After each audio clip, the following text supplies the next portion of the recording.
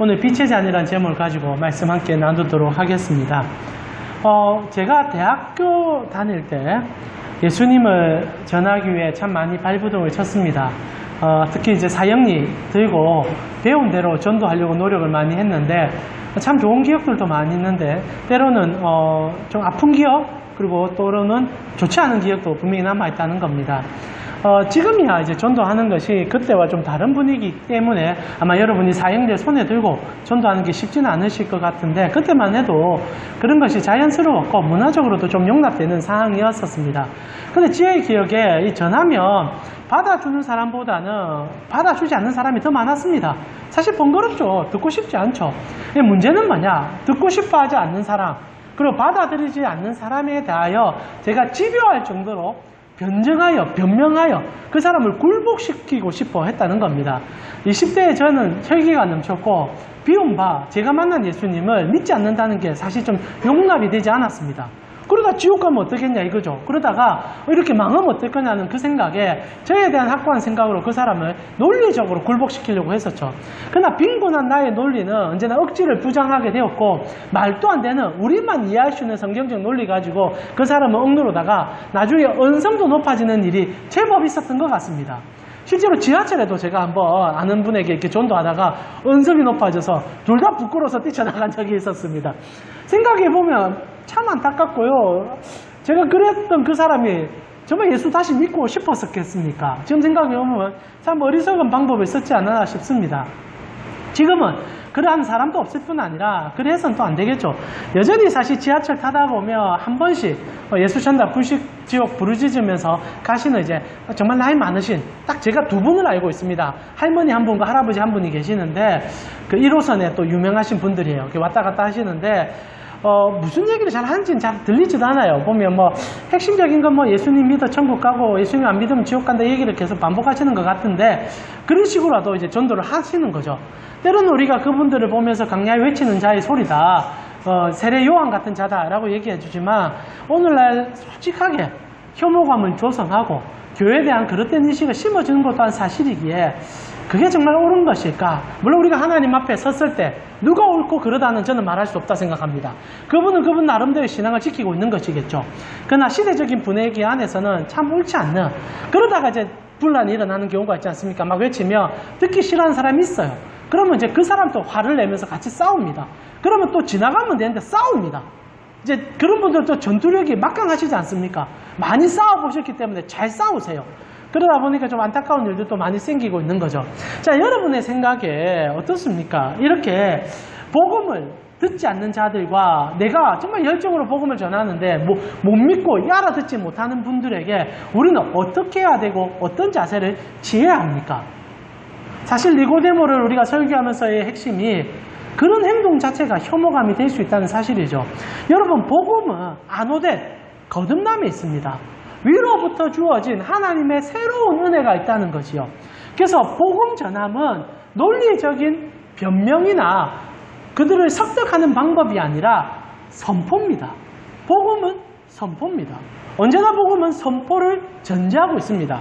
그래서 복음은 전하고 말하면 그 이후에 모든 것에 대하여 하나님께 맡겨드리는 것이 우리의 할 바입니다. 우리가 변화시킬 수 있는 게 아니에요. 우리가 어떻게 뒤집을 수 있는 게 아닙니다. 논리적으로 설명한다 해서 그 논리가 적용될 수 있는 게 복음이 아니다라는 거죠. 실제로 여러분 저희가 요한복음을 쭉 설교하면서 특별히 3장 16절에 독생자에 대하여 저희가 2주 전에 깊이 있게 좀 돌아보았습니다. 모노기니스, 독특자, 독종자, 정말 특별한 분, 인간이시면서 완전한 하나님이신 그분, 그러나 그 모든 것이 섞이지 아니하시고 모든 것에서 완벽하신 분, 창조이자 인물이시면서 여전히 피조물인 분, 영이시면서 또한 물이신 분, 그것을 어떻게 상식적으로 이해할 수 있겠습니까? 사실 여러분도 삼위일체 다 이해 못하잖아요.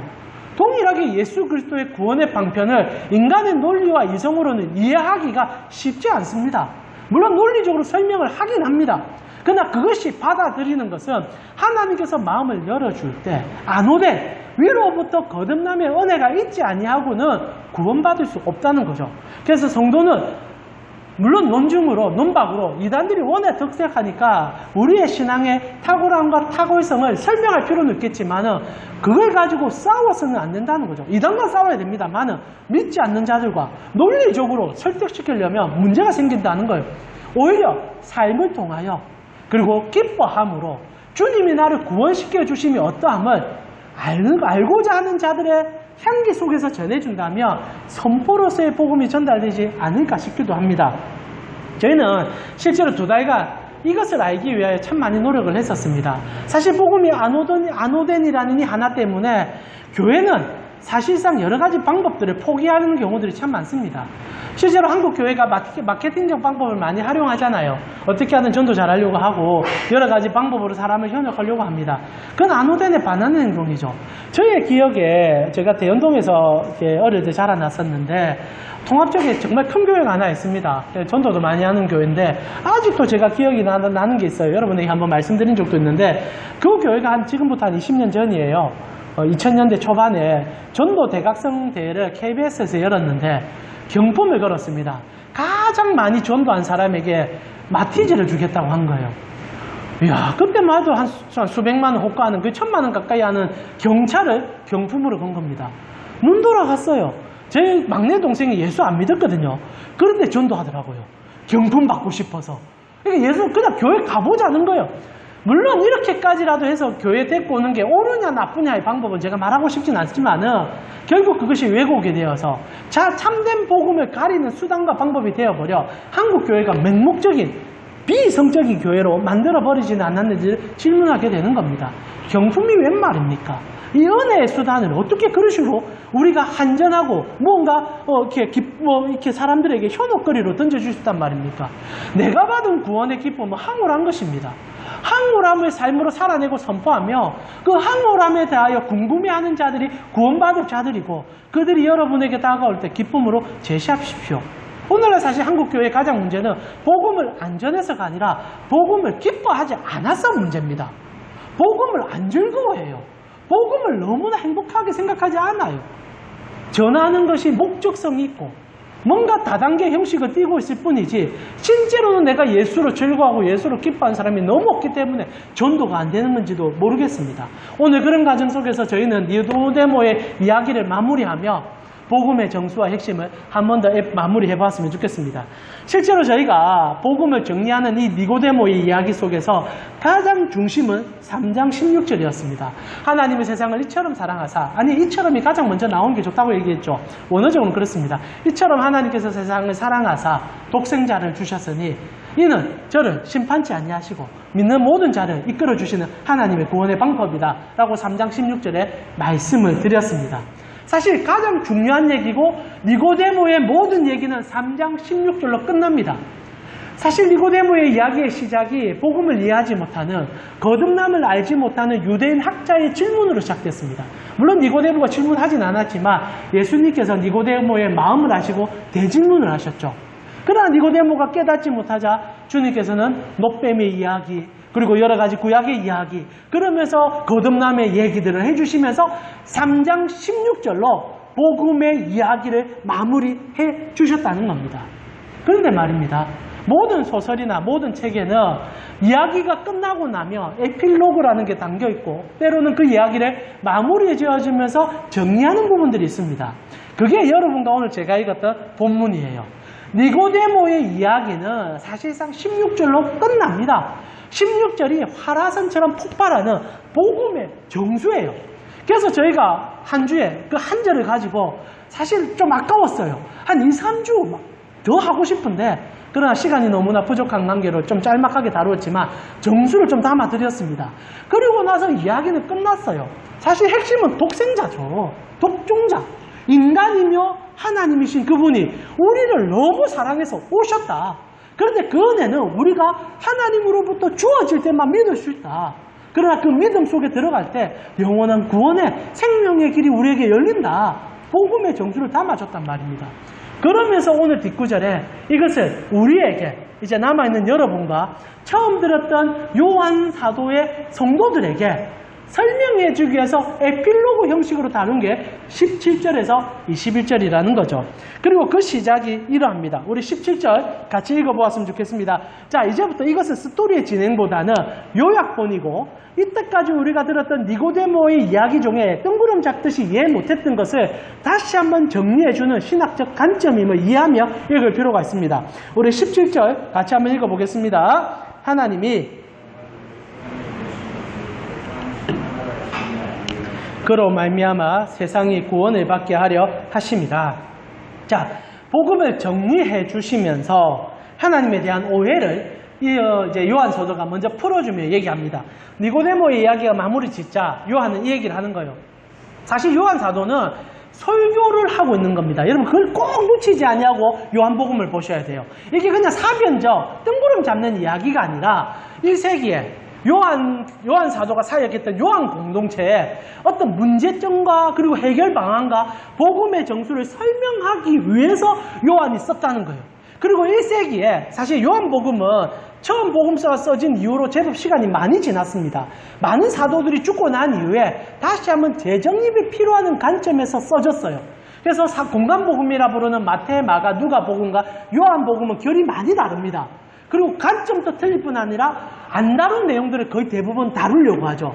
그거는 1세기의 요한 공동체를 기시하여 많은 주님의 공동체 안에 문제가 생겼기 때문입니다. 그것이 무엇이냐? 오늘 니고데모와 나누었던 복음의 핵심 속에 들어있는 그 핵심에 대한 오해 때문입니다. 실제로 1세기의 교회들의 많은 문제점은 실제로 요한 공동체 안에도 일어났고요. 오늘 요한이 이 얘기를 하고 싶은 목적 중에 하나인데 그릇된 복음에 대한 오해가 있었다는 거예요. 여러분 17절에 복음의 정수를 이렇게 마무리 짓습니다. 무슨 말입니까? 하나님께서 예수님을 이 땅에 보낸 것은 우리를 심판하려 하는 것이 아니라 우리를 너무 사랑해서 보냈다 이거예요. 이게 문제가 됩니까? 이건 우리 기독교의 근간입니다.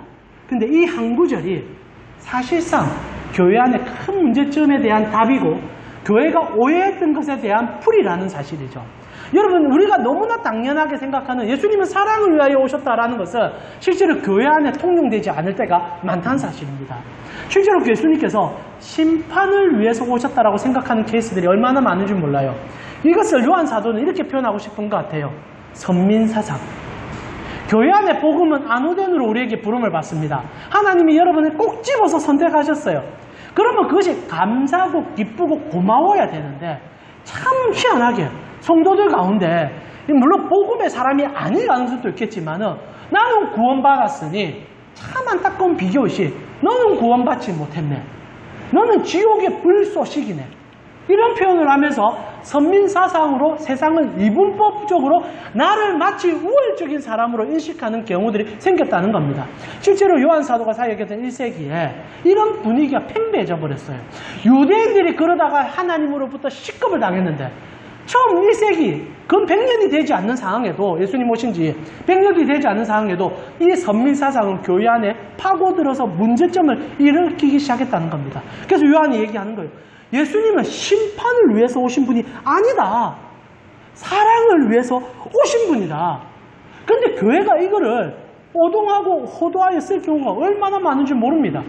제가 이번 주에 뉴스를 하나 보는데 이제 이슬람 문화권의 어느 나라라고 말하진 않겠습니다. 그 나라에서 가톨릭 교회가 불이 타버렸습니다. 그러면서 교회 한 채가 전소돼 버렸어요. 그 이유가 뭐냐? 이제 인터뷰를 하는데 이슬람 성도 한 100명이 모여가지고 한 120명까지 모여가지고 철저하게 막 이렇게 난리가 났더라고요. 알고 보니까 물론 맞는 말인지 아니면 그냥 이슬람 안에서 일어난 말인지 모르겠지만 가톨릭 교회의 성도 중에 한 2~3명이 쿠란을 찢어버렸다는 겁니다. 그래서 불태우는 일이 생겼다는 거죠. 그 얘기를 들었던 이슬람 문화권에서 물론 가톨릭 성도가 자기의 신앙을 표현했는지 모르겠지만 분노한 겁니다. 그래서 이제 성당을 불지르고 불태운 거죠. 이슬람 문화권이기 때문에 그게 사실 합법화될 가능성이 매우 높은 상황이죠. 그런데 이제 언론에 이제 전파됐고 여러 가지 인권 문제가 결부되면서 우리나라 언론까지 이제 다루는 상황이 됐단 말입니다. 자, 이럴 때 여러분 어떤 생각이 듭니까? 로마 가톨릭 교회가 잘한 겁니까? 아니면 이슬람 성도들이 잘한 겁니까? 실제로 둘 다 잘못했잖아요. 둘 다 분노를 가졌고 자기가 믿는 진리가 진리라고 생각했기 때문에 그 진리를 논박하는 과정에 폭력을 사용한 겁니다. 근데 말입니다. 우리가 사실 다른 사람들의 행동을 바라볼 때는 어이구 저래서 되겠느냐라고 하지만 우리는 어떻습니까? 우리도 똑같이 폭력적으로 예수를 전달할 때가 얼마나 많습니까? 제가 지하철 얘기를 처음 시작하면서 했지만은 여전히 우리는 예수를 폭력적인 방법으로 전하고 언어적인 방법이나 표현적인 방법에도 오늘 본문에 반하는 표현들을 많이 쓴다고 합니다. 특별히 제가 저번 2주 전에 요한복음 3장 16절을 설교할 때 우리가 사용되는 언어 중에 가장 호도되어서 잘못 사용되는 오해할 만한 거리가 있다는 얘기 해드린 적이 있습니다. 기억하십니까? 예수 천당, 불신지요. 예수 천당은 맞는 말이지요. 오늘 본문에 맞는 말 아닙니까? 하나님이 오신 것은 우리를 심판하려 함이 아니고 구원케 위함이다. 예수님 믿으면 하나님 나라 가는 거예요. 그러나 예수님 믿지 않는다고 지옥 가는 건 아닙니다. 심판을 주기 위해서 오지 않았다라고 얘기하시잖아요. 예수는 심판과 상관이 없는 분이에요. 그러나 우리는 언어적으로 예수 천당, 불신, 지옥, 안 믿으면 지옥 간다라고 얘기하는 거예요. 언어적으로 모순이 없는 말이지만 실제로 복음에서는 매치가 되지 않는 말이라는 거죠. 그러나 우리는 아무 생각 없이 무지성적으로 그런 표현을 삶으로 적응했었습니다. 실제로 전하는 한마디의 말이지만 여러분의 사고와 생각과 신앙 색깔의 패턴을 정한다는 거예요. 선민사상에 뿌리가 있죠. 너는 안 믿으니까 지옥 가는 거야. 아니에요. 안 믿기 때문에 지옥 가는 게 아니라 우리는 우리 죄 때문에 지옥 가는 겁니다. 나도 우리 죄 때문에 지옥 갈 줄 알았는데 예수님께서 사랑으로 살려줬으니 이웃을 바라볼 때 정말 긍휼함과 사랑으로 그들도 함께 가기를 바라야지. 안 믿으니까 지옥 가는 거야. 폭력적이고 그리고 그들에 대하여 멸시하며 그리고 우리끼리 모여있으니 우리 안의 힘으로 그들을 누리려고 한단 말입니다. 이게 기독교가 커지면 커질수록 더 많아지는 게 문제라는 거예요. 오늘 한국교회는 세력이 어느 정도 커져버렸습니다. 그리고 가장 폭력적인 집단이 되어버렸잖아요. 17절에 대한 하나님의 복음에 대한 해석이 엉뚱하게 해석되었고 마치 우리가 교세가 확장되어야만 예수가 드러난다는 착각 속에 복음에 반하는 행동을 했다는 겁니다. 사랑 우리 가운 식구 여러분, 그것은 복음이 아닙니다. 복음은 사랑입니다. 심판은 아니에요. 물론 심판은 나중에 증거될 것이고 마지막 날 주님의 심판석에 쓸 겁니다. 그러나 1차적으로 예수 그리스도께서 우리에게 오신 것은 심판을 증거함이 아니라 사랑을 보이기 위하여, 심판하기 위함이 아니라 사랑을 선포해 주기 위하여 오셨다는 사실을 잊지 마셔야 됩니다. 그래서 여러분의 신앙에 선민의식이 뿌리 박힌다면 겸기를 일으켜셔야 돼요. 여러분이 잘나서 선택한 게 아닙니다. 여러분이 좋아서 선택한 게 아니에요. 하나님의 은밀한 방법 속에 더 불쌍해서 더 건져주고 싶어서. 이스라엘이 왜 선택받았습니까? 성경은 정확히 얘기합니다. 만국의 쓰레기 같았기 때문에, 쓸모없는 자들이었기 때문에, 하나님이 너무나 불쌍해서. 그게 구원의 방편이었죠. 그러나 또 이래 말합니다. 쓰레기가 그래서 영광이다. 이런 게 또 한국 교회예요. 쓰레기가 되었기 때문에 너무 좋은 거야. 이거는 복음을 착각하고 호도하는 것 아닙니까? 오직 엎드려져 감사하고 기뻐할 수밖에 없는 게 복음입니다. 그래서 바울이 1세기에 자기의 성도들과 이렇게 이야기합니다. 왜 복음을 들으면서 잘못된 선민의식으로 정말 무너져가는 예루살렘 그 이스라엘의 그 구세대적 발상을 여전히 갖고 있느냐. 그리스도께서 그것 부수려고 우리 가운데 오셔서 십자가에 못 박혀 죽으셨다. 사랑 우리 가운 식구 여러분, 사랑을 살아내고 사랑을 표현하고 사랑으로 예수를 바라보는 것이 복음의 정수라는 거죠. 결국 예수님께서는 십자가의 은혜로 우리를 구속하신 분이라는 겁니다. 그래서 여러분 오해를 거두셔야 돼요. 예수님 때문에 천국 가는 건 맞지만 우리는 우리 죄 때문에 지옥 간다는 사실이죠. 그래서 다음 구절에 예수님의 이 백신 되심을, 치료대 되심을 이렇게 묘사하고 있습니다. 우리 18절 같이 한번 읽어보겠습니다. 18절입니다. 그를 믿는 자는 심판을 받지 아니할 것이요 믿지 아니한 자는 하나님의 독생자의 이름을 믿지 아니하므로 벌써 심판을 받은 것이다. 제가 3장 16절 2주 전에 설교할 때 멸망이란 단어에 대하여 심도 있게 설명을 해드렸습니다. 여러분, 멸망이란 단어가 무슨 뜻입니까?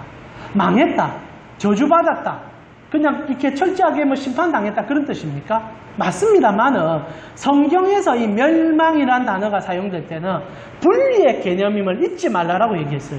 관계의 단절임을 꼭 기억하셔야 합니다. 여러분, 성경이 말하는 심판은 뭡니까? 하나님과의 관계 분리를 말하는 거예요. 지옥의 유황불은 부차적인 것입니다.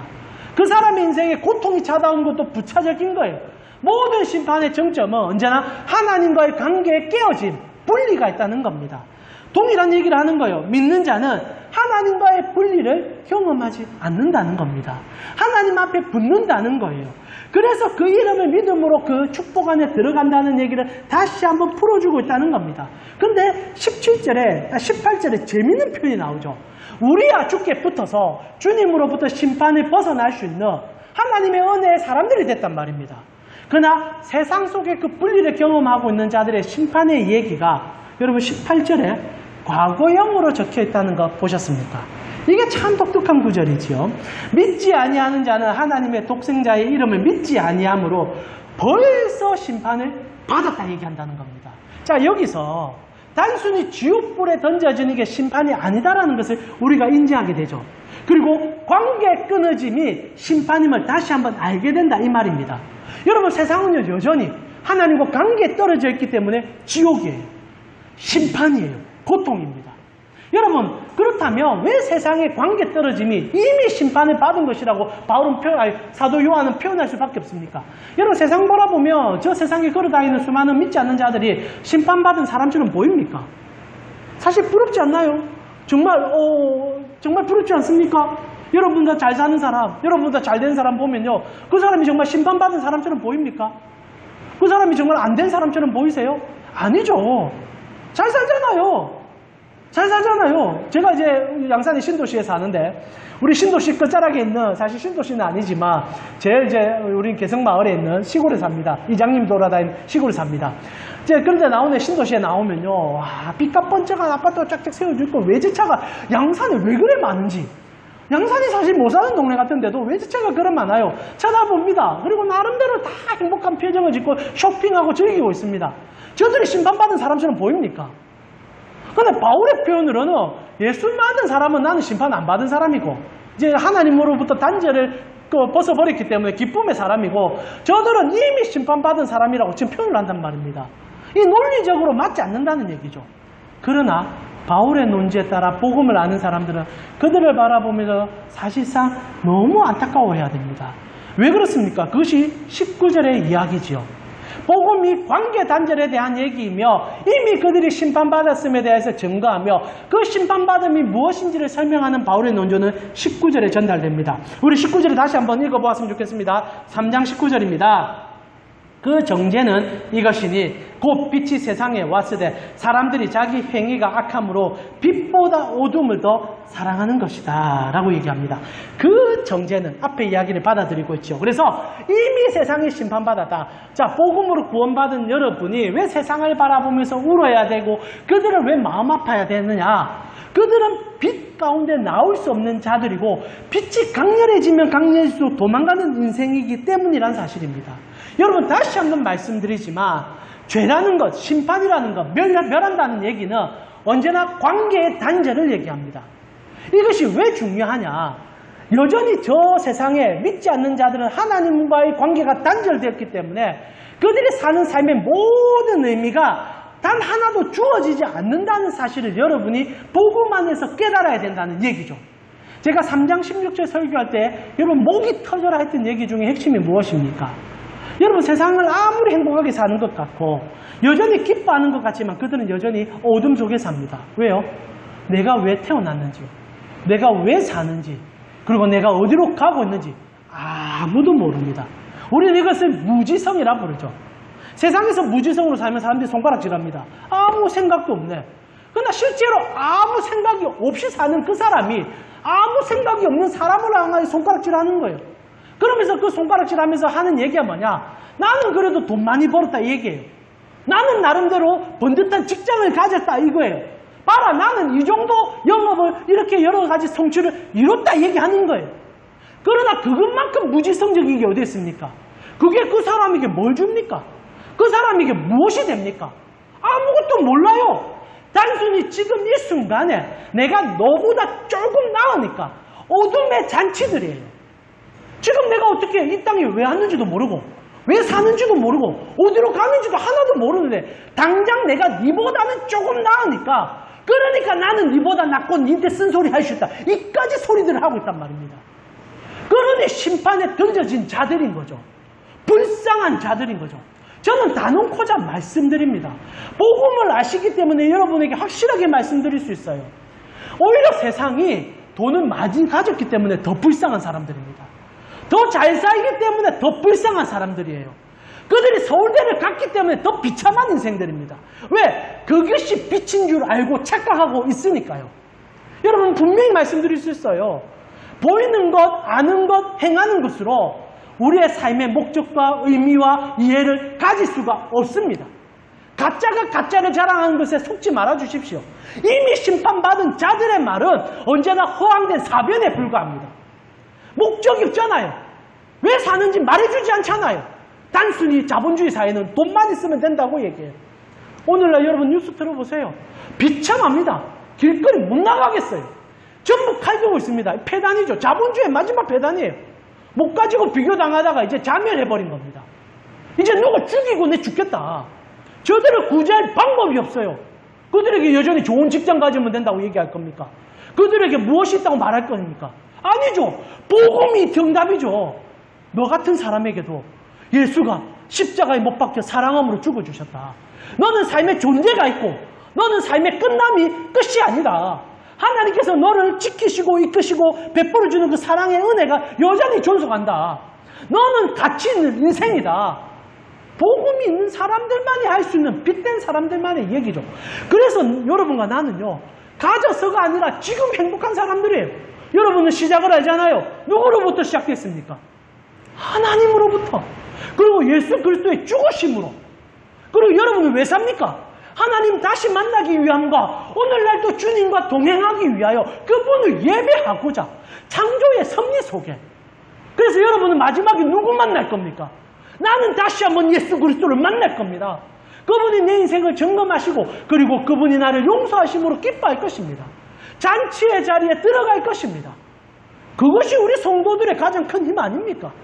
가진 자들, 쓰고 있는 자들 부러워 마세요.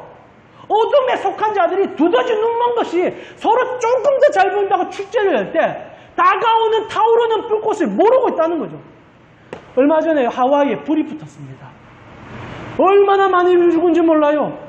그런데요, 얼마나 사람이 죄인인 줄 압니까? 불이 어느 정도 잠기고 나니까 부동산업자들이 달라붙어가지고 불탄 땅 내놔라고, 팔아라고, 정부 차원에서 그런 몹쓸 놈들에게 땅 팔면 안 된다고 법을 제정하겠다고. 관광객들이 있는 하와이 아닙니까? 사람들이 다 죽고 있는데 저 비치에서 수영하고 놀고 있는 거예요. 원주민들이 웁니다.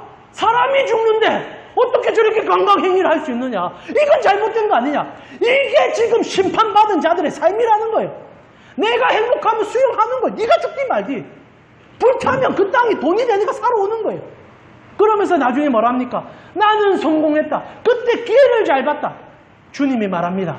심판날 너에게 주어질 불이 더 심각한 타오르는 불인지 왜 모르느냐?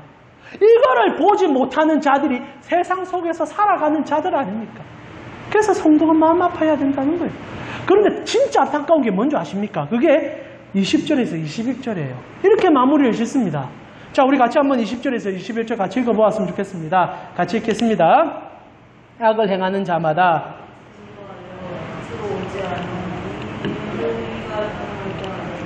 진리를 따르는 자는 빛으로 이는 그 행위가 하나님 안에서 행한 것임을 나타내려 하심이니라. 여기서 진짜 아노덴의 가치가 드러나게 됩니다.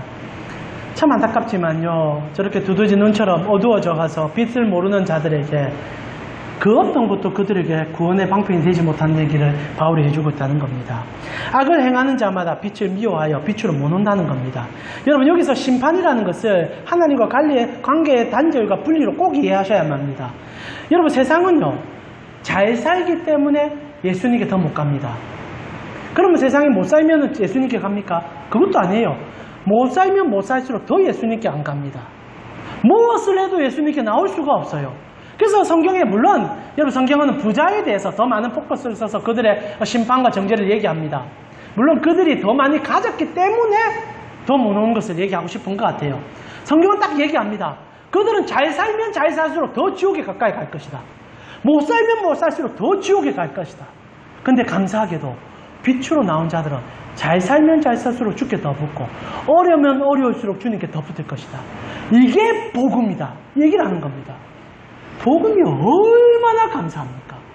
복음은 여러분이 잘 살고 못 살고의 중요성보다 어떤 환경 속에서도 예수께 더 가까이 끌어가는 힘이 된다는 거예요.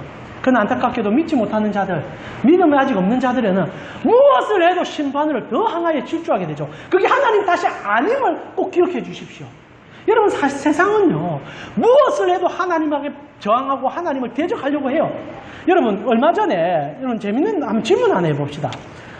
여러분, UFO의 존재를 믿으십니까? 여러분, UFO의 존재를 믿으시고, 외계인을 믿으십니까? 자, 우리 한번 해봅시다. 이거는 뭐, 신앙과 전혀 상관없으니까. 나는 외계인을 믿는다. 손 한번 손들어 보시죠. 좋습니다. 우리. 나는 외계인이란 존재는 있을 수 없다고 생각한다. 손 한번 들어보시죠. 네, 감사합니다. 근데 여러분은 무슨 논리로 있다, 없다 증하십니까? 저는요, 있을 수도 있다 생각하고 없을 수도 있다 생각하는데, 여러분, 얼마 전에 미국에서 국방부에서 이제 청문회를 하는데, 고위 장교가 나와가지고 증언을 한 뉴스 보셨습니까? 외계인이 있다고 얘기를 했어요. 외계인이 있다 얘기하고, 지금 이제 미국에서 그걸 감추고 있다. 그래서 뭐 이제, 발견했다 이렇게 하는데, 난 그것도 좀 내피셜인 것 같은 게, 왜 하필 미국밖에 없습니까? 전 세계 인구가 80억이 다 돼가는데, 유독 미국, 중국보다 인구 작은 미국, 물론 과학기술이 좋아서 요즘 우리나라도 어느 정도 따라갔습니다. 우리나라도 뭐 UFO 봤다는 사람들이 있는데, 자, 질문하고 싶은 게 이거예요. 자, 사람들이 UFO의 존재를 알고 싶어 하고 깨닫고 싶어 합니다. 근데 그게 호기심이나 과학적 지식인 가능성도 있지만은 대부분 많은 사람들이 신을 부정하고 싶어서 그것을 찾고 찾는다는 거 혹시 아십니까? 그렇진 않았겠죠. 처음 그 얘기를 발설하고 나는 마치 있는 존재를 말하고 싶어서 한 것은 맞습니다. 그래서 저는 외계인이 있을 수도 있고 없을 수도 있다 생각하는데, 있든 없든 중요한 게 아니라 그것을 가지고 사람들이 무엇을 원하느냐.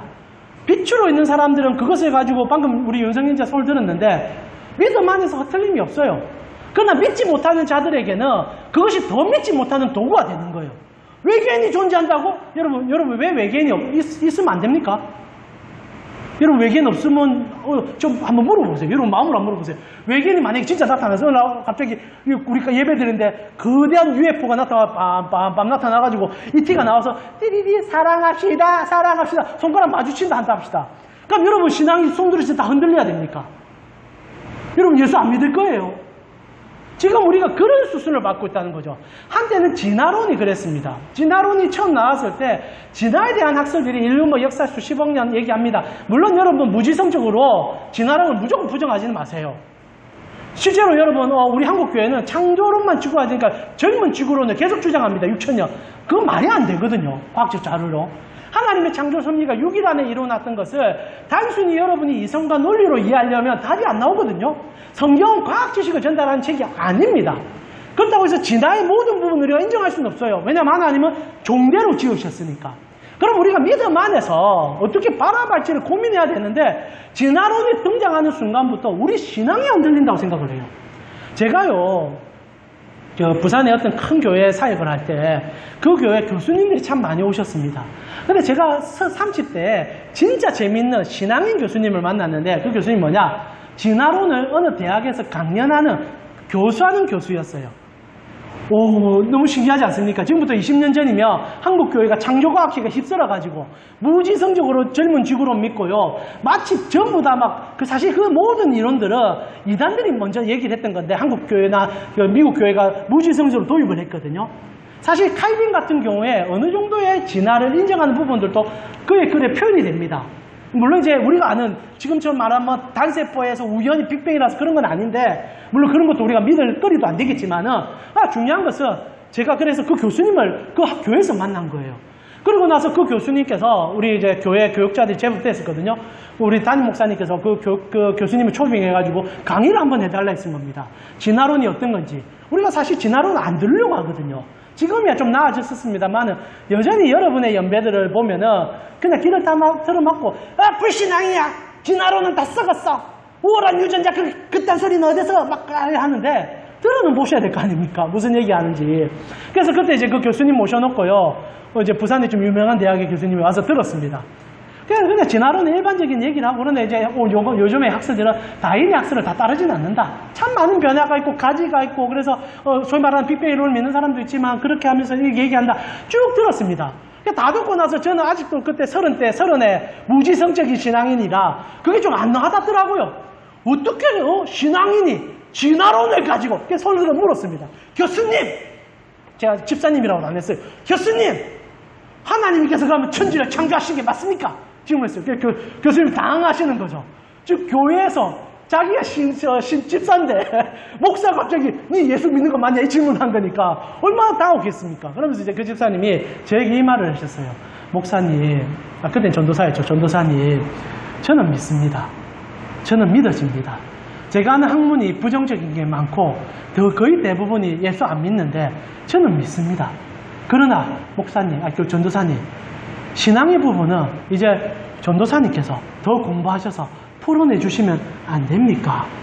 나도 배우고 싶습니다. 얘기하더라고요. 제가 그때 진짜 놀랐습니다.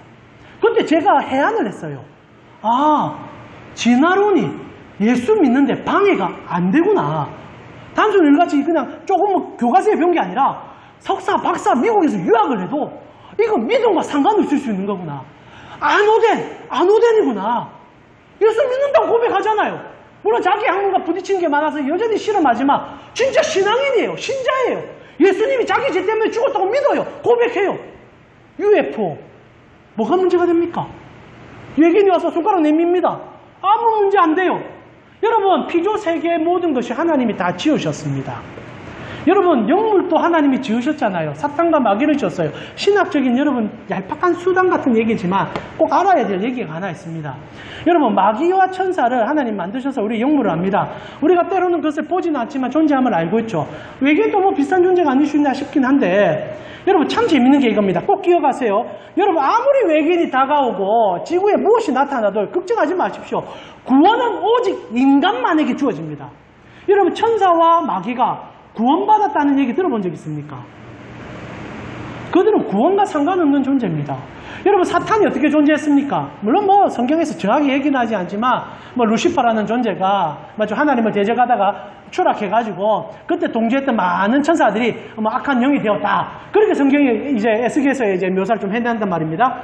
자, 그러고 나서 하나님이 그를 구원하겠다는 얘기를 성경에 단 한 줄이라도 묘사한 적이 있습니까? 끝이에요, 그냥. 타락하면 끝이에요. 타락하면 끝이에요. 그런데 천사들 가운데 사탄이 잘못해가지고 무지성적으로 떨어졌단 말입니다. 그런데 나머지 천사들이 존재해요, 여전히. 진짜 이상하지 않아요? 인간은 어떻게 타락했습니까? 아담이 죄를 지어서 타락했거든요. 천사가 만약에 우리 인간처럼 뭔가 이렇게 하나님과의 어떤 관계가 있었으며 뭔가 대표되는 천사가 타락하면요, 나머지 천사들도 다 타락해야 되는 거 아닙니까? 그런데 그들은 개별적인 타락을 했단 말입니다. 그리고 개별적으로 구원을 못 받아요. 타락하면 그걸로 끝이에요. 여러분, 이거 한번 생각해 본 적 있습니까? 생각하면 안 됩니다. 칼빈은 여기까지는 얘기해 주는데 여기서 더 깊은 사색으로 가면 엉뚱한 데로 갈 수 있다 얘기하는데 이건 하나는 아셔야 돼요. 어떤 피조물도 언약을 맺은 적이 없습니다. 그래서 전부 개인적으로 개별적이에요. 구원과도 상관없어요. 여러분, 집땅에 있는 이 지구상의 수많은 동식물 구원 안 받습니다. 어떤 사람들은 개를, 고양이를 너무 사랑해서 천국 가도 고양이 개 데리고 가려고 목사한테 안수해달라고 합니다. 여러분, 우리 교회는 그렇게 안 하시겠지만 저희 교회 그러시면 정말 난감합니다. 우리 개혁 시야에 그게 맞잖아요. 근데 그 성도 생각해서 기도는 해줄는지 모르겠지만 목사들 그래 해주거든요. 그러나 그거는 아닙니다. 그렇지 않아요. 피조물은 그 어떤 것도 여러분, 하나님과 약속을 맺은 적이 없어요. 오직 인간만이 처음부터 지음받을 때 약속을 전제로 지음받았고 그래서 아담이 대표성을 띈 것뿐이에요. 그래서 아담과 함께 인류가 함께 죄악속에 던져졌고 예수 그리스도와 함께 다 함께 구원을 받는 거예요. 왜? 약속한 존재는 우리밖에 없으니까. 이때가 찾아와서 손가락 내민다? 그걸 할 수도 있고 안 할 수 있지만 I don't care. 구원과 상관없어요. 왜냐하면 오늘 복음에 얘기한 3장 16절 하나님이 우리를 사랑해서 여러분을 사랑해서 아들을 보냈을 뿐이에요. 외계인에게 보내도 않았고 개에게도 보낸 적도 없고 짐승에게도 보낸 적도 없고 우주의 어떤 존재에게도 보낸 적이 없어요. 구원은 오직 여러분밖에 없습니다. 이게 복음의 핵심이에요. 그래서 바울이 뭐라고 합니까? 로마서 8장 38절에 바울이 이런 얘기하는 거예요. 내가 확신하노니 사망이나 생명이나 천사들이나 권세자들이나 현재의 일이나 장래 일이나 모든 일을 다 말합니다. 무엇을 만나든 어떤 학설이 등장하든 어떤 일이 일어나든 그것은요 높음이나 깊음이나 다른 어떤 피조물이라도 어떤 피조물에 지구상의 피조물만 넣지 마세요. 뭐가 나타나도 상관없어요. 하나님이 우리를 위해서 뭘 만들었는지 어찌합니까? 성경은 단지 지금 우리가 구원받을 길을 가르쳐 줄 뿐입니다. 무엇이 있는지는 우리가 모르잖아요. 저 우주에 얼마나 많은 것들을 하나님께서 우리를 위해서 만들었단 말이에요. 저는 그래 믿어요. 저 지금 과학자들이 끝이 없다고 말하는 우주의 끝을 말하고 있는 상황이긴 하지만 수십억 조 뭐 이렇게 얘기하는데 그게 지구 하나를 위해서 저는 존재한다고 믿습니다. 그냥 성경이 그래 얘기하니까. 그 모든 것은요 지구의 조화와 지구의 생태계와 지구의 조성을 위하여 하나님께서 다 박아 넣으신 시계추와 같다 생각합니다. 시계 초침이 하나 돌아갈 때 이 안에 얼마나 많은 전자부품이 들어갑니까? 지구라는 존재 하나를 돌리기 위해서 하나님께서 우주를 만드신 거예요. 그러나 그 어떤 우주에 뭐가 있을지는 저는 모릅니다. 그러나 바울이 얘기하잖아요. 어떤 피조물이라도 우리 주 예수 안에 있는 하나님의 사랑에서 끊을 수가 없다. 왜? 유일하게 하나님과 사랑의 관계를 맺은 건 여러분과 나뿐이니까. 이게 언약이니까. 이게 3장 16절이니까. 높음이나 깊음이나 세상의 어떤 얘기라도 사변적 지식이라도 하나님과 우리 사이의 관계를 끊을 자가 없다. 왜? 처음부터 하나님이 나를 붙잡았으니까. 안오된하셨으니까. 여러분 기뻐하십시오. 그리고 즐거워하십시오. 하나님은 여러분을 절대 놓치지 않습니다. 이게 복음이에요. 어떤 것도 여러분과 하나님의 관계를 끊을 수가 없어요. 때로는 내 마음이 요동칠 수 있습니다. 때로는 세상이 부러워 보일 수도 있어요. 그러나 주님께서 오늘 복음의 정수는 무엇입니까? 내가 너를 붙잡았다. 내가 너를 언약으로 삼았다. 내가 너를 놓지 아니하리라. 그것이 3장 16절이죠. 말씀 마무리하면서요. 니고데모와 예수님에 대한 이렇게 시작됐지 않습니까? 3장 3절에 예수께서 대답하여 이르시되 진실로 진실로 내게 이르노니 사람이 거듭나지 아니하면 하나님 나라를 볼 수가 없다. 아멘. 여러분 그 은혜가 여러분에게 주어진 거예요. 얼마나 고맙습니까? 아무리 노력해도 알 수 없는 것을 하나님께서 아들을 죽여서 손 뻗어가지고 사랑해 주신 거예요. 그리고 마지막에 이렇게 얘기합니다. 3장 16절에 하나님의 세상을, 여기서 세상은요 여러분이에요. 이처럼 사랑하사 아들을 주셨으니 완전한 하나님이시면서 완전한 인간을 우리에게 보내주심으로 그를 믿는 자마다 멸망하지 않고 영생을 얻게 하려 하셨다. 그 사랑은 그 무엇도 끊을 수가 없습니다. 이제 우리 같이 한번 기도하면서요.